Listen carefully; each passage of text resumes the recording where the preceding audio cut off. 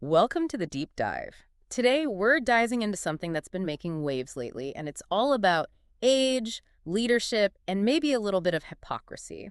We got a ton of requests from you all to break down this CNN panel discussion. Seems like it really hit a nerve. Yeah, this one's got it all. Ageism, double standards, the whole 9 yards. Should Yeah, be interesting to pick apart. you got that right. So, to set the stage, we're looking at this clip from the Chris Wallace show on CNN, and they're talking about whether voters are starting to question former President Trump's abilities as he's, gearing up for another possible run. Right, and they're comparing it to all the chatter about President Biden's age and whether he's up for the job. Exactly. So, Chris Wallace has Reihan Salam from the Manhattan Institute on, and he asks him straight up, are voters losing faith in Trump like they seem to be with Biden? And Salam's like, not really. He says Trump's a known quantity at this point. Voters know what they're getting. Style, quirks, policies, the whole shebang. Which, you gotta wonder, does that actually work in Trump's favor? I mean, if voters already have a pretty good picture of him, maybe age doesn't matter as much. That's a really good point. But hold on, because then CNN commentator Lulu Garcia Navarro jumps in, and she does not mince words. She goes, do you think he's too old? Lulu's known for cutting to the chase. Oh, absolutely. And when Salam's like, nope, she doesn't let him off the hook, she goes, and you don't worry, he's not addled. Oof, that's a loaded word right there. Addled. Like she's implying some kind of mental decline. Yeah, definitely not a term you just throw around. And of course, Salam's like, no, again, but this is where things get really juicy. Car Swisher, another commentator on the panel. Yeah, I know where this is going. She basically calls BS and says it's a total double standard. Yeah, she brings up how Salam's actually expressed concerns about Biden's age before, like not even hiding it. I know, it's like she's got receipts. And get this, she brings up this moment from a Trump rally where Kristi Noem, she's the governor of South Dakota, is helping Trump onto the stage. And Swisher just comes out and compares Noem to a home health aide. Oh, wow. Okay, so like, is that too far? I mean, it's a pretty biting comment. Yeah, maybe a little harsh for some people. But it does make you think, right? Like, can you even talk about a politician's age without it becoming this whole personal attack thing? Or is it always going to be seen as ageism? Right. It's a tough one. Yeah. Because there are totally legitimate concerns about, like, the demands of the job, especially being president. But then you also don't want to just write someone off because they've got a few more candles on their birthday cake. Totally.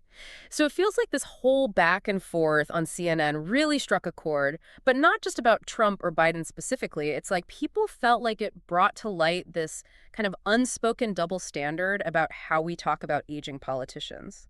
For sure. And the question a lot of people online seem to be asking was, are we holding everyone to the same standard no matter their political party? Yeah, it's like, are the rules different depending on who you're talking about? Exactly. And I think that's a big part of why this clip went kind of viral, you know? Yeah. It became about age and leadership in general, not just about these two guys. Like, does it make us subconsciously think someone can't do the job just because of their age? I mean, how do you even measure that, right? Yeah. Age can definitely come with experience and all that wisdom, but then you've got the physical stamina, the mental sharpness needed for these intense jobs. So how do you decide what's fair? Well, I mean, something that might look like a gaffe to one person could just be like someone being comfortable in their own skin to someone else. Totally. You can't just assume someone's unfit for office because they forgot a name or stumbled over a word. We got to look at the bigger picture. So where does that leave us? I mean, it's a conversation a lot of people are having, but how do you talk about it? Like, honestly and fairly? Because, you can't just discount someone because they've been around the block a few times. It's tricky, right? It's such a fine line. And honestly, I think we have to start by remembering that age, it's not just one thing, right? Like, you can't make assumptions about someone's health or their mental capacity just based on a number. You've got people killing it in their 80s and 90s, and then others who maybe have a harder time earlier on. It's just not that simple.